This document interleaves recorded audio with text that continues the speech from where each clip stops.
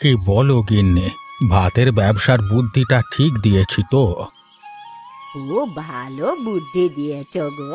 এই বুড়ো বয়সে এই কাজ ছাড়া তো অন্য কাজ করতেও পারতাম না। তুমি এখনো অনেক মজবুত আছো। কি যে বলো না। ভুল কি বললাম? তুমি তো খুব পরিশ্রমী, এই বয়সেও এত পরিশ্রম করছো। হ্যাঁ, পরিশ্রম আমি করছি, তবে তুমি আমাকে বুদ্ধিটা না দিলে বা সাহায্য না করলে আমি কি আর পারতাম বলো?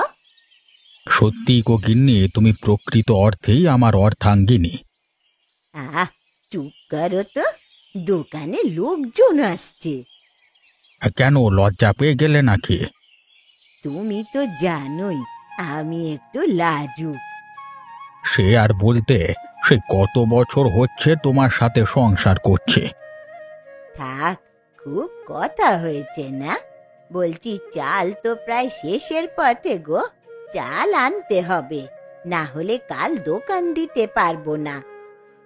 হ্যাঁ, কালকে হাটে নিয়ে গিয়ে চাল কিনে নিয়ে আসবো, আর সাথে আর যা যা লাগবে বলো, এনে দেবো কেমন? চাল একটু বেশি এনো। আগের বার যে চাল এনেছিলে তা তো সপ্তাহ শেষ না হতেই শেষ হয়ে গেল। তাতে আমার কি দোষ বলো? গায়ের লোক তোমার হাতের রান্না খেতে এত পছন্দ করছে যে চাল সপ্তাহ শেষ হওয়ার আগেই শেষ হয়ে যাচ্ছে। তা যা বলেছ, গাঁয়ের লোকের আমার হাতের রান্না খুব ভালো লেগেছে, বিশেষ করে ওই রতনের। সে আমাদের রোজকার খরিদ্দার। হ্যাঁ, এমন ঝরঝরে সাদা ভাত, তার সাথে সুস্বাদু ডাল তরকারি, কার না ভালো লাগে? রতন তো বলে ডাল তরকারি না হলেও চলবে, সে শুধু ভাতই খেতে পারবে। ঠিক। বাবা, তোমাকে একটা কথা বলার আছে, বলবো? হ্যাঁ বল না মা, কি বলবি? বাবা, আমার সব বন্ধুরা স্কুলে ভর্তি হয়েছে, ওরা অ আ শিখছে, আমিও শিখতে চাই, আমাকে স্কুলে ভর্তি করিয়ে দাও না। হ্যাঁ গো, সবার ছেলে মেয়ে স্কুলে ভর্তি হয়েছে, আমাদের পূজাকেও স্কুলে ভর্তি করিয়ে দাও না। পূজাকে স্কুলে ভর্তি করবার আমার যে ইচ্ছে নেই তা নয়, আমিও চাই যে ও স্কুলে থাক, পড়াশোনা শিখুক, কিন্তু কিন্তু কি? তুমি তো ভালো করেই জানো আমি খুব বেশি কিছু কাজ পাই না। অবিনাশ বাবু আজকাল তেমন কাজ দিচ্ছেন না। কেন কাজ দিচ্ছেন না? সেসব তো বুঝতে পারছি না। যা অল্প স্বল্প কাজ করছি তা থেকে যে টাকা পাচ্ছি, তা দিয়ে ঠিকমতো তোমাদের মুখে অন্ন তো তুলে দিতে পারি না। সেসব আমি জানি, বুঝিও, কিন্তু মেয়েটাকে তো পড়াশোনা শেখাতে হবে, না হলে ও যে পিছিয়ে পড়বে। হ্যাঁ বাবা, আমাকে স্কুলে ভর্তি করিয়ে দাও, দেখবে আমি খুব ভালো করে পড়াশোনা করব। আমি জানি মা, তুই ভালোই পড়াশোনা করবি। আচ্ছা, আমি গিয়ে দেখি কোনো কাজ পাই কিনা।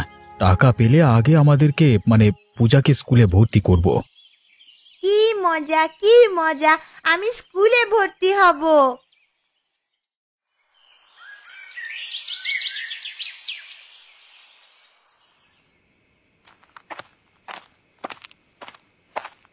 কি বুড়িমা, দোকান কেমন চলছে? ভালো তো? হ্যাঁ বাবা, তা ভালোই চলছে, তবে তুমি এত রাতে এলে, এখন তো সব রান্না শেষ। আমি খেতে আসিনি বুড়ি। তাহলে? একটা কাজ করতে হবে তোমাকে, করবে? এই বুড়ো বয়সে কষ্ট করে এই দোকান চালাচ্ছি, এই দিয়েই যা রোজগার হয় তাতেই খুশি। অন্য কোনো কাজ করার শক্তি এ দেহে আর নাই গো।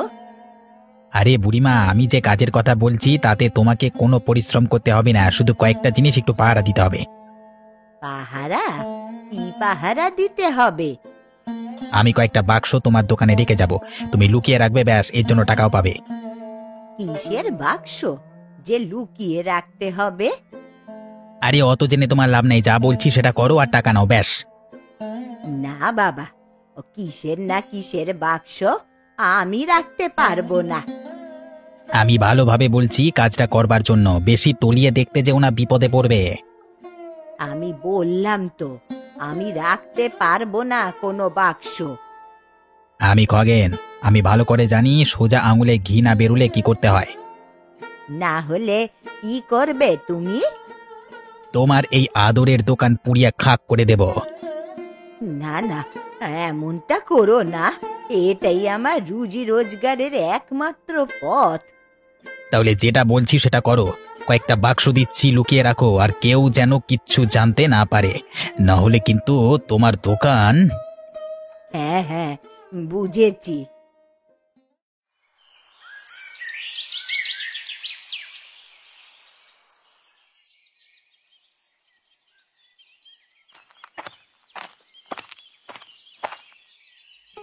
কি ব্যাপার খগেন, তোর তো আজকাল আর দেখাই মেলে না। না বাবু, আসলে ওই একটা নতুন ব্যবসা শুরু করেছি তো, সেই নিয়ে একটু ব্যস্ত আছি। বাহ, এ তো বেশ ভালো কথা। তা কিসের ব্যবসা? ওই আচারের। বাহ, খুব ভালো। এ আচার আমার খুব প্রিয়, আমাকেও দিস কেমন? হ্যাঁ হ্যাঁ, অবশ্যই। তবে আপনাকে দেখে কেমন চিন্তিত লাগছে, কিছু কি হয়েছে? আরে ওই গোপাল কাজ কাজ করে মাথা একবার খেয়ে নিল।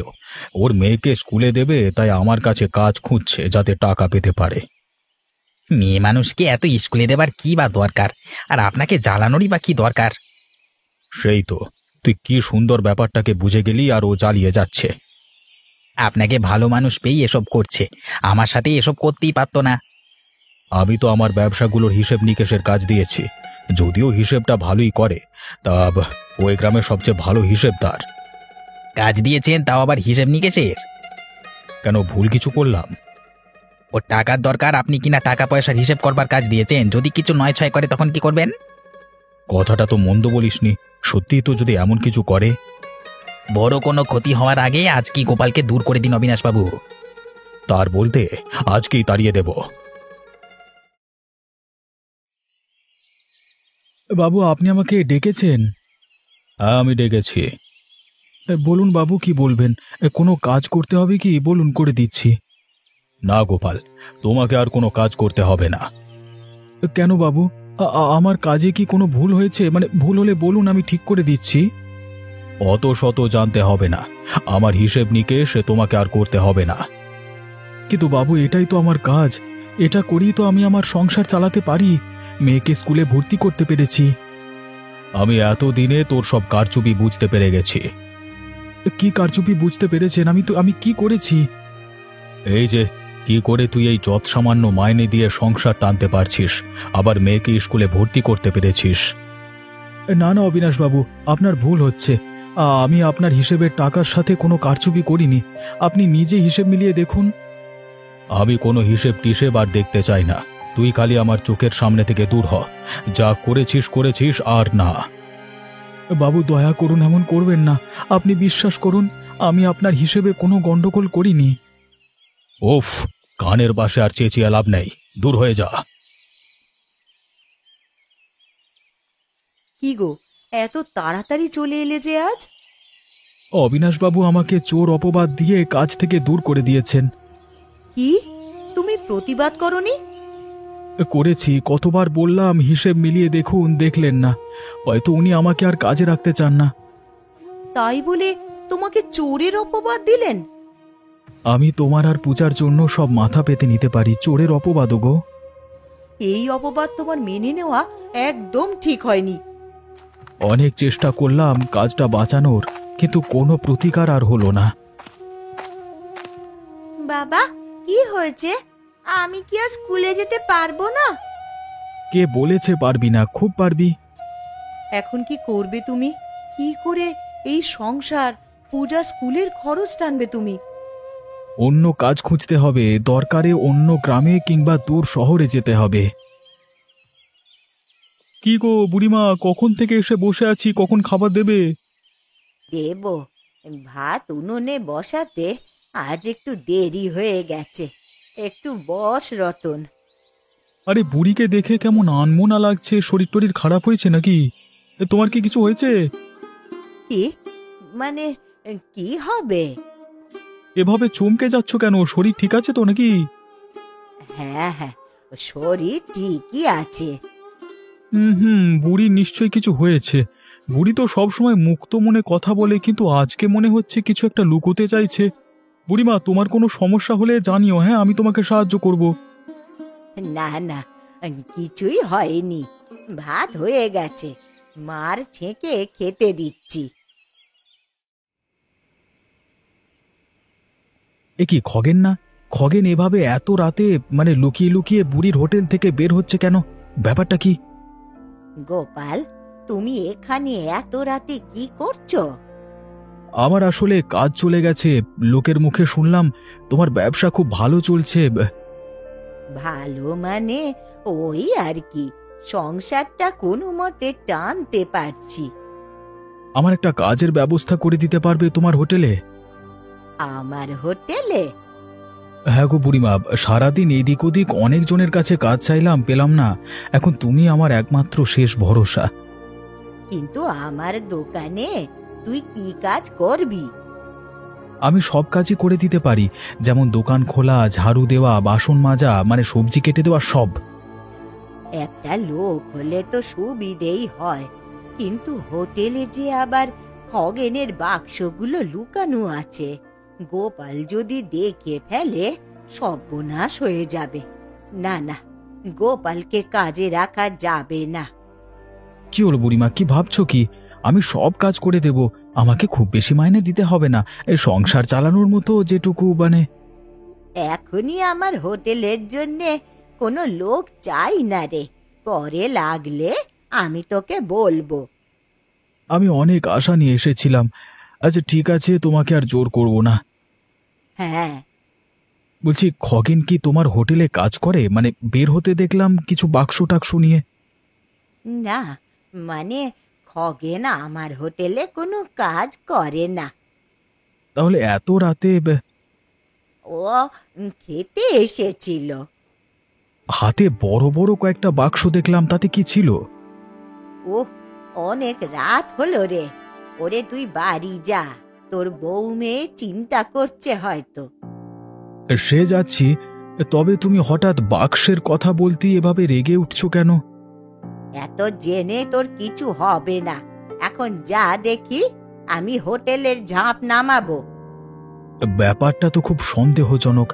খগেনের কথা বলতেই বুড়ি ঘাবড়ে গেল কেন?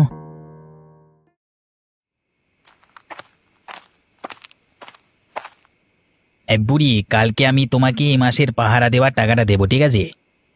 আমার আর টাকা নিয়ে কাজ নেই, তুমি এসব বাক্স অন্য কোথাও রাখার ব্যবস্থা করো। কেন, কি হয়েছে? অনেকেই সন্দেহ করছে, তাছাড়া আমিও ঠিকঠাক আমার কাজে মন দিতে পারছি না। কে সন্দেহ করেছে? আমার স্বামী হরিপদ রোজ আমাকে জিজ্ঞেস করে কিছু হয়েছে কিনা। রতন, আমার সারা ভাতের হোটেলের রোজকারের খরিদ্দার, সেও বলছে, বুড়িমা তোমাকে আনমো না লাগে, কি হয়েছে জিজ্ঞেস করে। তো তুমি আনমনা চিন্তিত হয়ে থাকলে লোকে তোমাকে তো সন্দেহ করবে, তাই না? সে না হয় আমি লোকের সামনে আগের মতোই সাধারণ থাকার চেষ্টা করব, কিন্তু কিন্তু কি? কাল রাতে আমার হোটেল থেকে তোকে বাক্স নিয়ে বের হতে দেখেছে গোপাল। কি? গোপাল আমাকে দেখেছে? সে এত রাতে তোমার হোটেলে কি করতে এসেছিল? কাজ চাইতে। তোমার হোটেলে কাজ চাইতে এসেছিল? তার মানে অবিনাশ বাবু আমার কথা মতো গোপালকে কাজ থেকে বের করে দিয়েছে, তাই তো? কি, তুই গোপালের কাজ খেয়েছিস? এই বুড়ি, আমার উপর বেশি কথা বলতে আসবি না। যেটা যতটুকু বলবো করবি, তাহলেই হবে। গোপাল কাল তোকে ওইভাবে বাক্স নিয়ে বের হতে দেখে সন্দেহ করেছে। চাপ নিও না। যে নিজের কাজ বাঁচাতে পারে না, তার সন্দেহ করা বা না করাতে কারোর কিছু আসে যায় না। ওই গোপাল আমার কোনো ক্ষতি করতে পারবে না। তবে খগেন, আমি এই সবের মধ্যে থাকতে চাই না। এই বুড়ো বয়সে একটু শান্তি চাই। আমাকে আর এই সব খারাপ কাজে জড়াস না তো। তোমার এই রোজকার ঘ্যান ঘ্যান আর ভাল লাগে না। দেখছি কোনো ভালো সুরক্ষিত জায়গা পেলে ছেড়ে দেবো তোমার হোটেল। এখন আমি আসি, বাক্সগুলো ঠিকঠাক পাহারা দিও।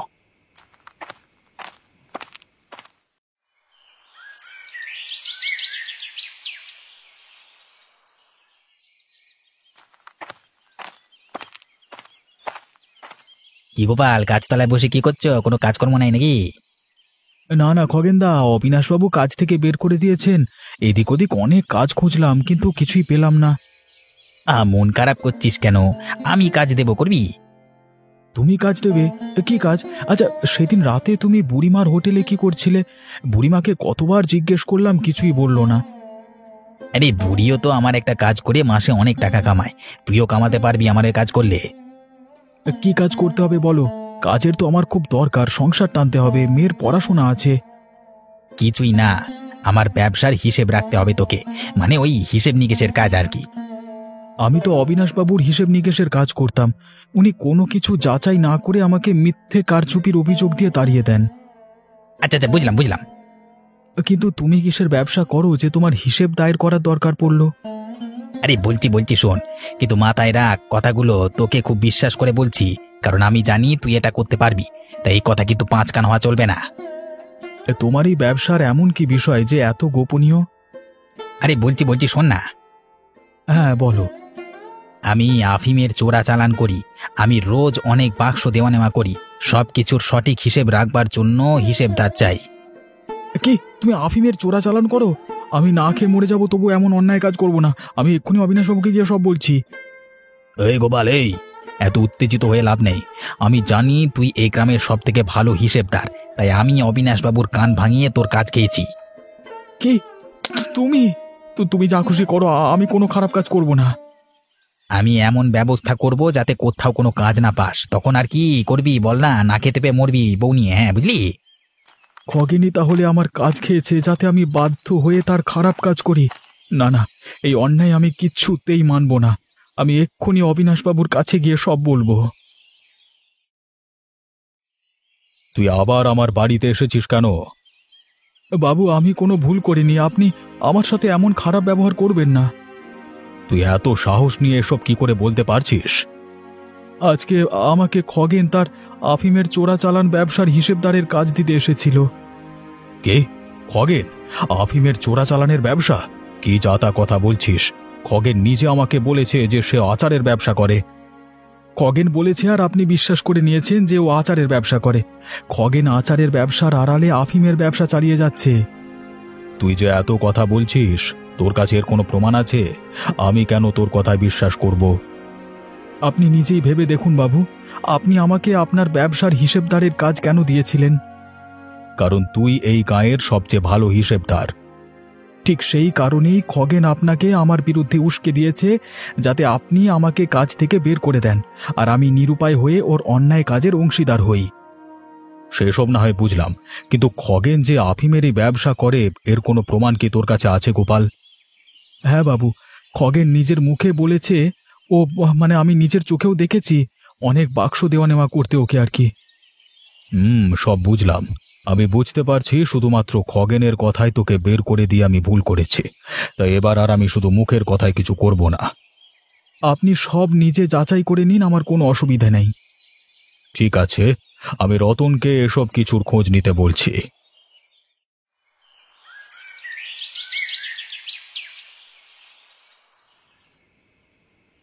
বলো রতন, সব দেখে শুনে খবর নিয়ে আসতে পেরেছো তো?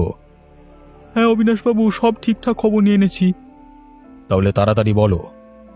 গোপাল যা বলেছে অক্ষরে অক্ষরে ঠিক। মানে খগেন সত্যি আচারের ব্যবসার আড়ালে আফিমের ব্যবসা করছে?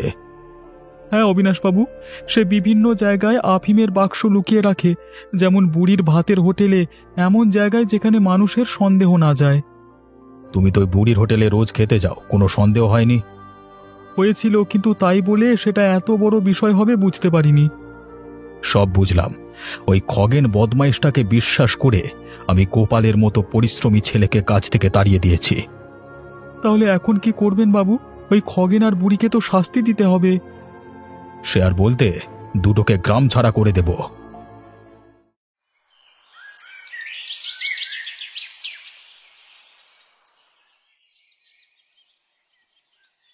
অবিনাশবাবু, আপনি আমাকে ডেকেছেন, কি ব্যাপার বলুন তো? ডেকেছি যখন অবশ্যই বলবো। তার আগে বল, তোর ব্যবসা কেমন চলছে? আমার ব্যবসা তো বেশ ভালোই চলছে বাবু। তা কিসের যেন ব্যবসা বলছিলিস? আগে ওই আচারের, আমি আপনাকে একদিন খাওয়াবো। হ্যাঁ চুপ কর। আমার সামনে দাঁড়িয়ে এভাবে মিথ্যে কথা বলতে একবারও আটকালি না। আচারের নামে তুই যে আফিমের ব্যবসা করছিস তা আমার খুব ভালো মতো জানা হয়ে গেছে। না মানে আবার কি অজুহাত দিতে চাস? হ্যাঁ? আর বুড়ি, তুমি এই বয়সে ভাতের হোটেলের আড়ালে খগেনের আফিমের ব্যবসার অংশীদারি হয়েছ? না বাবু, খগেন আমাকে ভয় দেখিয়েছিল।